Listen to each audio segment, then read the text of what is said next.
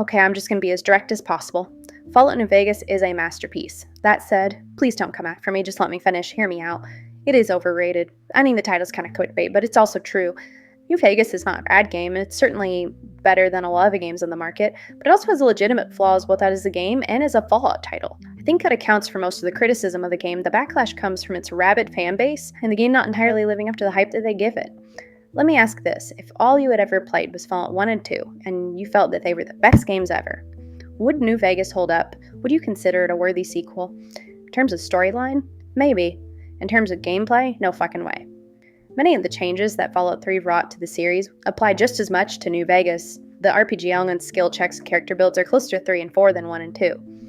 It's true New Vegas got rid of Fallout 3's awful percent success speech checks, but it's also true simply making the series a first-person shooter instead of an isometric CRPG fundamentally changes what the game is.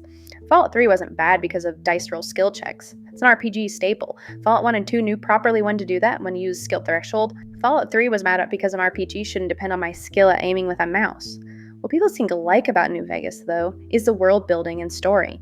And New Vegas developed a fan base both out of people who are just fans of New Vegas specifically and people who like the world of Fallout 1 and 2 and figured New Vegas was good enough.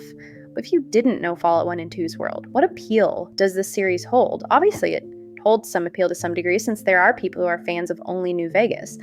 Imagine the relatively realistic political story of New Vegas is a major draw of that. Liberalism versus fascism versus anarchism, some libertarianism thrown in for a special treat.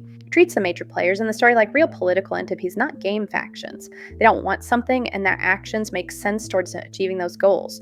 The way those factions are developed speaks to something very real, and I think it's a lot of the appeal.